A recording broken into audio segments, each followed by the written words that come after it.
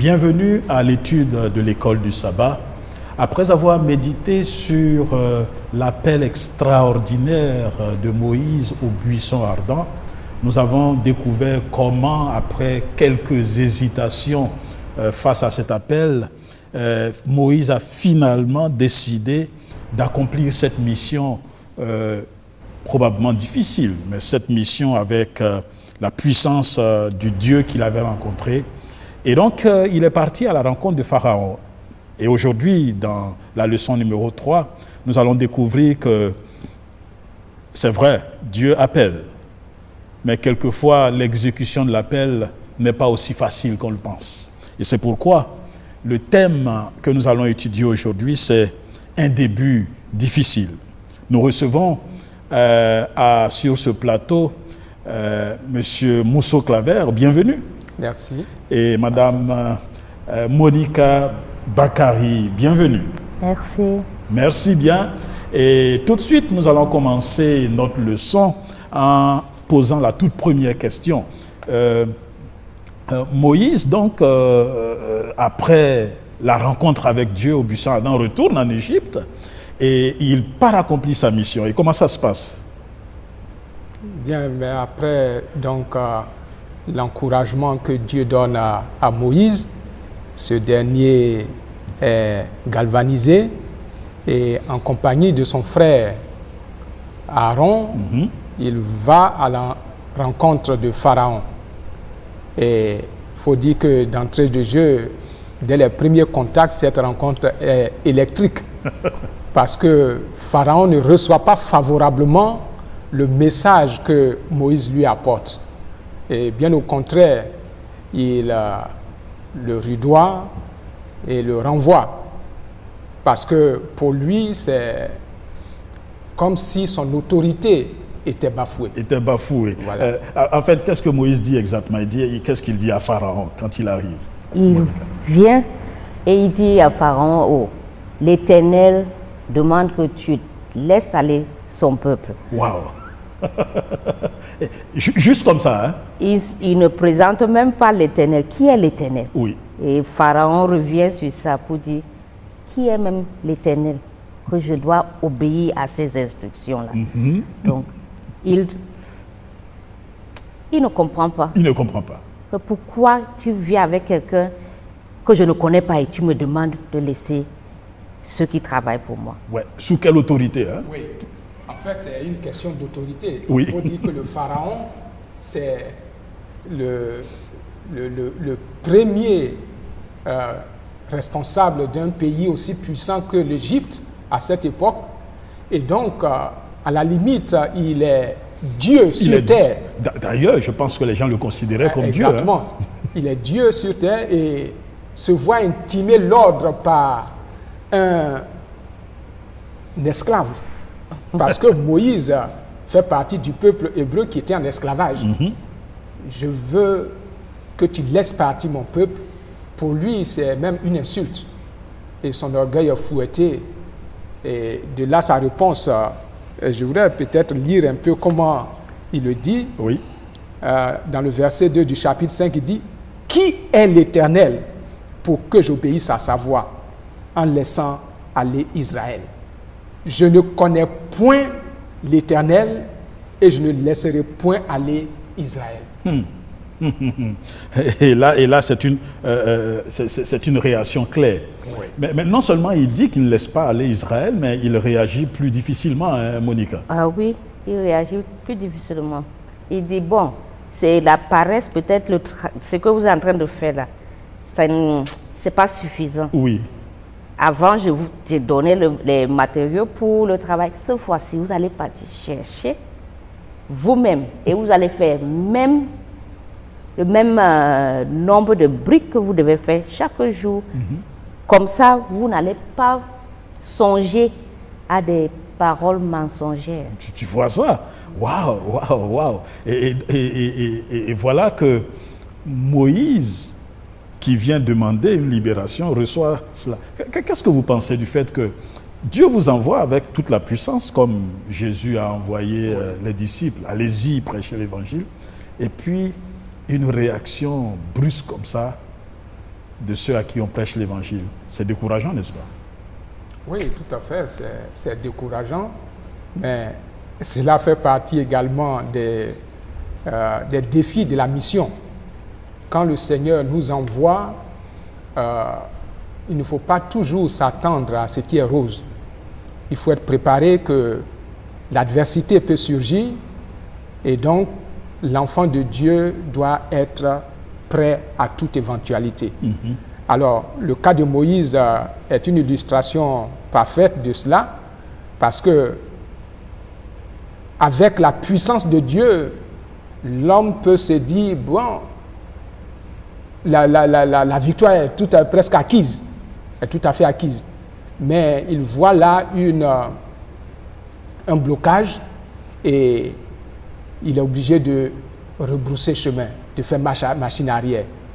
Alors, pour nous dire que dans la mission que nous accomplissons pour le Seigneur, le chemin souvent peut être parsemé d'embûches.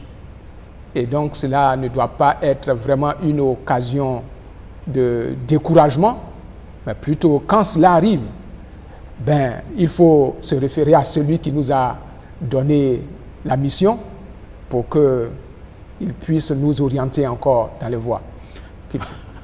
Alors, chers amis qui nous suivez, probablement, quelquefois, ça arrive que vous sentez que Dieu vous donne une mission et puis vous commencez, ce n'est pas facile. Mais la chose, Monica, devient souvent plus difficile quand vous partez, n'est-ce pas? Ceux à qui vous annoncez la chose refusent. Maintenant, ceux qui devaient vous soutenir réalisent également que, pour finir, ce que vous faites là ne les arrange pas. C'est ce qui s'est passé, n'est-ce pas? Oui, c'est ce qui s'est passé avec les Israélites. Oui. Moïse, sûrement, est venu avec plein d'assurance. C'est ça. Peut-être il pensait que dès qu'il va dire à Pharaon que l'Éternel a dit, il va libérer le peuple. Exact. Mais il ne le fait pas. Et pas seulement ça, il vient maintenant, il alourdit le travail de ces gens qu'auparavant Moïse allait négocier pour dire que l'Éternel a dit et il va vous délivrer. Et voilà, Moïse même, il regarde l'histoire, il dit, oh, l'Éternel, qu'est-ce que tu as fait? Exactement. Et les autres, les enfants d'Israël ont dit qu'ils ont seulement regardé Moïse et Aaron et ils ont dit que l'Éternel soit juge. Voilà, c'est-à-dire que tu es venu compliquer notre situation. Exactement. Waouh. Exactement. Et donc le leader ici est maintenant mis en cause. C'est lui la source de notre trouble et de notre problème. Et je comprends combien ça doit être difficile maintenant pour Moïse d'être pris en deux feux. Voilà. Voilà. De l'autre côté, Pharaon ne lui fait pas de cadeau, mais du côté de son peuple, les gens maintenant l'indexent comme étant un trouble fait. Parce que avec son intervention, Pharaon va alourdir les charges ou la tâche qu'il avait confiée aux Israélites. Si nous revenons à notre situation aujourd'hui, humainement parlant, est-ce que la réaction de ce peuple-là, n'est-ce pas, n'est pas une réaction légitime, n'est-ce pas? Voilà, il vient là, il dit qu'il va nous délivrer, et puis notre situation s'empire. Qu'est-ce que vous pensez de cela? Oui. Oui, la situation peut paraître légitime parce que, en fait, quand on a donné sa confiance à quelqu'un et qu'il est en train d'agir en notre faveur, nous pensons que son action devrait apporter quand même un certain réconfort ou un soulagement de notre situation. Mais voilà que, de toute évidence, ce que Moïse a fait ne fait qu'accroître les maux du peuple. Et donc, ils ont tout à fait raison, du point de vue humain, d'être en colère contre lui. À la rigueur, c'est comme s'il avait maudit en disant: tu as vu ce que tu as fait, c'est l'Éternel qui va juger entre toi et nous. Alors, donc c'est vraiment j'allais dire, c'est naturel, Oui. c'est normal de réagir de cette façon. Exactement. Au milieu de la souffrance, des crises, des problèmes, on ne peut pas applaudir. Et c'est ce que le peuple a fait ici. Et surtout qu'ils voient leur situation s'empirer. Donc Moïse devient carrément un imposteur. Hein. Bien sûr. Il est arrivé là, il vient leur déranger. Et comment maintenant Moïse réagit, Monica, face à ce problème qu'il a d'abord avec Pharaon? Il s'en va là avec toute la puissance, en fait tout ce qu'il croit comme en puissance venant de Dieu. Il s'en va et puis paf, refus. Maintenant, il retourne chez lui. Paf, le peuple dit, mais tu es un imposteur. Comment il réagit pour finir? Et là, Moïse se retourne vers Dieu. Il dit, ah, Éternel, comment tu dis tu vas délivrer ce peuple. Et maintenant, tu ne le fais pas. Et voilà Pharaon qui alourdit, qui fait encore souffrir plus le peuple. Exactement. Tu vois, je voulais ajouter sur ce que le frère Clavé disait. C'est comme si Dieu te donne peut-être une vision ou une révélation. Il dit, bon, dans ta vie, il y aura telle chose qui va arriver. Il a montré clairement tout ce qui devait se passer. Mais entre la réalisation, le rêve et la réalisation, ce n'est pas toujours aisé. Il y a des... Souvent là, on peut douter. Mais comme Dieu il dit dans sa parole, il dit quand il a promis là, il va sûrement accomplir. Wow. Il dit que même si ça tarde, il faut Intéressant. attendre. Intéressant. Parce que certainement, ça va s'accomplir. Ça va s'accomplir. Il y a beaucoup d'expériences bibliques comme ça où il y a eu des promesses et il y a eu beaucoup d'embûches sur la route. Hein. D'ailleurs, les arrière-parents de Moïse, il s'agit de Joseph par exemple, qui les a amenés en Égypte. C'était aussi une promesse. Et puis, il y a eu beaucoup d'embûches. Bien sûr. Voilà. Bien sûr. Ce Joseph dont nous parlons est allé en Égypte et même, je crois qu'il disait avant ça qu'il a eu un songe où il serait une étoile parmi ses frères, mais entre la réalisation de ce rêve où il allait être l'homme qui allait délivrer son peuple et la promesse, et plutôt le rêve, il est passé par plusieurs péripéties. Et on a vu ce Joseph-là même aller en prison avant de pouvoir s'afficher comme le leader du peuple d'Israël qui allait véritablement sauver ses compatriotes d'une famine. Donc ce que nous disons là est véritablement réel. Souvent, quand Dieu fait une promesse, les résultats ne sont pas aussi immédiats ou la chose n'est pas aussi facile. Cela passe par des épreuves. Par des épreuves. Et donc ici, Moïse qui réagit dans une sorte de découragement, ça montre également l'humanité de l'homme. Oui. Parce que c'est humain, même les leaders peuvent se décourager. Voilà. Et donc Moïse, ici, on le voit abattu, mais il porte l'affaire devant Dieu. Voilà. Et c'est ce qui est intéressant. Et là vous mentionnez quelque chose d'intéressant. En fait, il ne s'est pas découragé et puis rentré chez lui. Hein. Il est retourné vers celui qu'il avait appelé, n'est-ce pas? Qu'est-ce que ça peut nous porter comme leçon, le fait que, avec toutes ces difficultés, il est retourné vers Dieu? Ça veut dire que face aux difficultés, qu'est-ce que nous, aujourd'hui, nous devrions faire?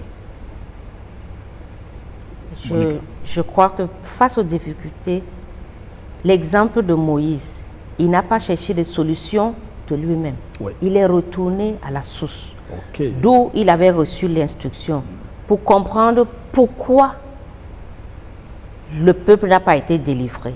Et c'est là où il reçoit de Dieu. Il ne dit pas que « Oh, je n'ai pas fait » parce qu'il dit « Je suis l'Éternel ». Dans ce mot... Ça a tout un sens. Hein? Oui. Oh, wow, peut-être qu'il faut qu'on développe un peu cela. Pourquoi Dieu dit simplement « Je suis l'Éternel. Il dit, je suis l'Éternel. Ce que j'ai dit, Uh-huh. c'est ce qui va se passer. Wow. Si j'ai dit, je vais délivrer le peuple d'Israël, je le ferai. Wow, wow, wow, wow. Plein d'essence. Oui, je suis l'Éternel. Cela montre également la souveraineté de Dieu. Oui. Il est en train de dire qu'il est le Dieu créateur qui est au-dessus des circonstances et il a tout pouvoir. Et une fois qu'il a promis quelque chose, certainement cette chose-là va s'accomplir. Alors, c'est une manière de détourner l'attention de Moïse des circonstances pour la diriger vers lui, qui amène toute chose à la réalisation. Et je pense que cela nous montre également comment nous devons également aller à ce Dieu avec assurance et confiance au milieu des crises, parce qu'il est l'Éternel. C'est lui qui crée, c'est lui qui a tout pouvoir, c'est lui qui est souverain au-dessus des souverains terrestres. Je suis l'Éternel. Je suis Oui, l'Éternel. et ça rappelle un peu le nom qu'il avait donné à Moïse, là au buisson ardent, Tout à n'est-ce fait. pas? Où il a dit, je suis celui qui suis. Exactement, Et donc, ne t'en fais pas, hein. Je suis l'Éternel. tout à fait. Il y a toute une base dedans. Et j'aime bien cela quand tu as mentionné cela, Monica, cette puissance en bas. Je suis l'Éternel. Donc, quelles que soient les difficultés, hein, Oui, je suis l'Éternel. Il est le maître du temps. Oui. Donc, si Moïse croit que, bon, tu traînes un peu, c'est lui le maître du temps. Oui. Donc, ce que tu trouves que c'est long, lui trouve que c'est court. Il va pas à pas, rien pour lui, il ne prend rien au hasard. Ou quelque part, comme s'il vient de dire, le match ne vient que De comment commencer. c'est tout à fait. Tout à fait. Le match. Alors, voyant cette belle expérience de début difficile, n'est-ce pas? Il faut qu'on arrive maintenant à une situation pratique pour nous ici, où nous avons souvent des débuts difficiles dans nos différentes activités, dans nos projets, dans ce que nous pensons devenir. Les choses sont souvent difficiles. Qu'est-ce que cette expérience de Moïse avec Pharaon et même avec son peuple peut nous enseigner aujourd'hui, quand il termine par cette parole réconfortante de Dieu? Qu'est-ce que cela peut nous enseigner aujourd'hui? Qui commence, c'est toi? Oui, je pense que ce que nous apprenons de cette expérience de Moïse et à travers cette belle déclaration « Je suis l'Éternel », c'est une sorte d'assurance et de réconfort que Dieu veut nous donner au milieu des circonstances difficiles et des crises que nous pouvons affronter. C'est vrai que les choses ne seront pas toujours roses. Nous pouvons aller au-devant des défis qui sont souvent insoutenables, mais rappelons-nous que quand nous marchons avec l'Éternel, c'est lui qui dit « Je suis celui qui suis », il nous dit que, quelles que soient les apparences, la victoire est certaine et est possible. C'est donc pour moi une source d'encouragement, de savoir que je marche avec quelqu'un qui est au-dessus de la mêlée. Je marche avec quelqu'un qui est le Dieu souverain, qui peut déplacer les montagnes, qui peut dire oui et la chose arrive, non et elle n'existe plus. Et je pense que c'est cet encouragement et cette leçon de foi que j'ai tiré de l'expérience de Moïse, même au milieu du chaos et des situations apparemment compliquées. Le début peut être difficile, mais nous avons un Dieu grand qui assure, qui rassure et qui nous amènera toujours au triomphe. Oui, oui. Monica, tu as une idée à apporter aussi dessus? Oui, dans tout cela, nous devons faire confiance à Dieu. Quand on commence, s'il a donné une révélation, s'il a donné des instructions, même si c'est difficile, même s'il y a des épreuves d'opposition, nous devons tenir bon en faisant confiance à Dieu. Que ce qu'il a commencé, il va le terminer. Le doute peut s'installer, mais nous devons garder les yeux fixés sur celui qui nous a envoyés, qui nous a donné une mission précise. C'est intéressant de voir cela, parce que nous découvrons là, n'est-ce pas, que le chemin n'est pas rose. En fait, souvent, il arrive, et là c'est la dernière question que je vais poser. Comment se fait-il que quelqu'un qui est envoyé par Dieu doit trouver des difficultés? Pourquoi des difficultés? Parce que Dieu lui-même, il t'envoie. Mais pourquoi faut-il des difficultés pour réussir? Oui. Qu'est-ce que vous pensez? Je pense que la première chose qui fait qu'il y a des difficultés, c'est que nous sommes dans un environnement où le péché règne déjà. Et à cause de cela, lorsque nous sommes en mission pour Dieu, il y a l'ennemi aussi qui travaille pour annihiler ou bien annuler cette mission. Et donc l'opposition se crée automatiquement. Le Seigneur Jésus lui-même a dit, vous aurez des tribulations dans ce monde. C'est lui qui nous envoie en mission et il dit, vous aurez des tribulations. Mais ce qui est réconfortant, il dit, prenez courage, j'ai vaincu le monde. Alors, les difficultés, c'est bon souvent aussi pour forger notre caractère. Ça nous forge parce que quand nous passons par le creuset, nous sommes aguerris de certaines situations. Et c'est une marche de foi que Dieu veut voir en chacun de nous. Et la foi doit grandir chaque jour. Et c'est au travers de l'épreuve que notre foi se construit, se consolide et se fortifie. Quand l'épreuve arrive, nous avons un socle, nous avons une ancre sur laquelle nous pouvons nous reposer. Et ce rocher, c'est Jésus-Christ, bien entendu. Il nous soutiendra et il nous mènera jusqu'à bon port. Et c'est très bien de le savoir que nous avons cette puissance-là qui nous accompagne. Parce qu'aujourd'hui, n'est-ce pas, beaucoup de personnes dans le monde religieux pensent enseignent que dès que vous êtes avec Christ, le chemin aplani, etc. Et beaucoup de personnes vont dans ce sens-là et c'est pourquoi ils y courent, n'est-ce pas? Mais en fait, ce n'est pas le cas, Monica. Oui, ce n'est pas le cas. De nos jours, on veut utiliser Dieu comme un marabout. Intéressant. On dit, bon, je suis venu, je veux de l'argent, je te donne, voici l'argent, je te donne. Il faut multiplier ce que je t'ai donné. Mais Dieu, il n'est pas sur ce qui est superficiel. C'est notre cœur qu'il veut. Il veut une transformation. Il veut qu'on vienne à lui pour la bonne raison. Pas juste parce qu'on veut en tirer des bénéfices de ce qu'il peut nous donner.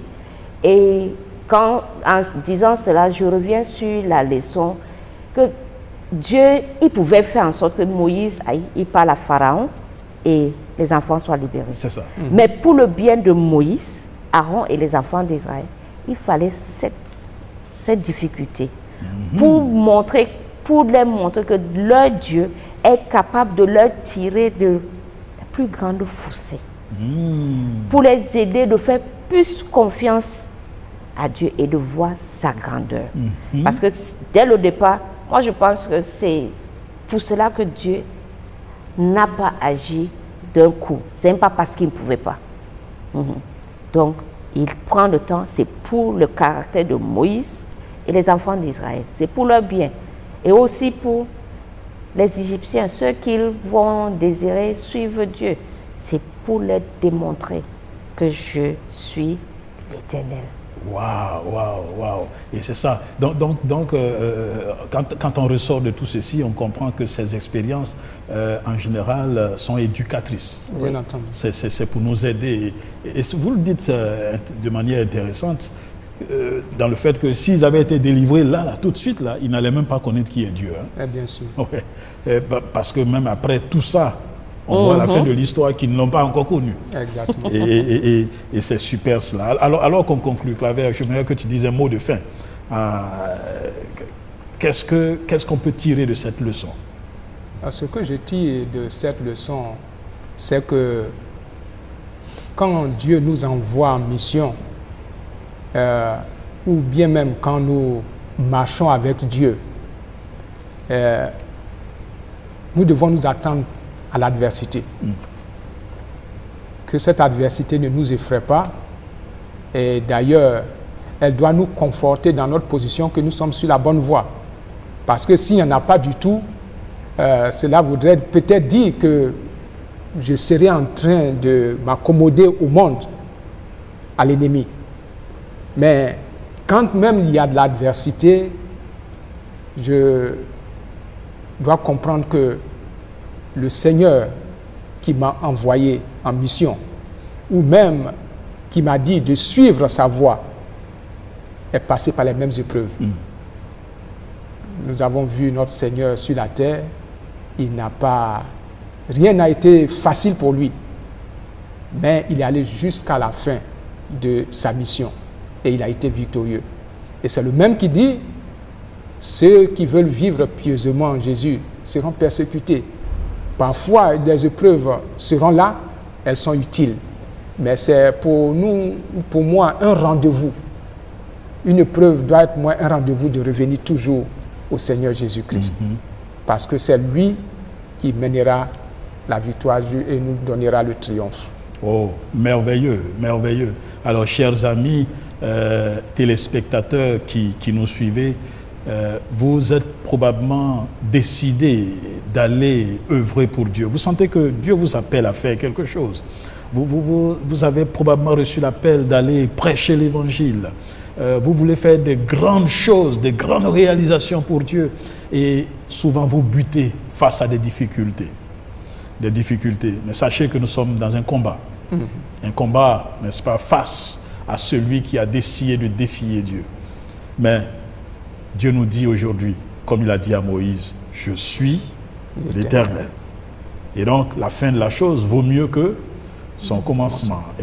Et merci donc à Claver et à Monica d'avoir assisté. Sœur Monica, je vous rappelle, Sœur Monica est anglophone. Mais nous sommes heureux de voir que avec la puissance divine, elle s'est bien exprimée. Et donc, que Dieu vous bénisse abondamment. Prions pour terminer. Merci. Seigneur éternel, merci pour cette leçon. Peut-être que les choses sont difficiles actuellement, mais nous savons qu'avec toi, la victoire est toujours possible. Amen. Comme cela a été avec Moïse. Merci de nous encourager dans ce sens. Au nom de Jésus. Amen. Amen. Merci et à la semaine prochaine par la grâce de Dieu.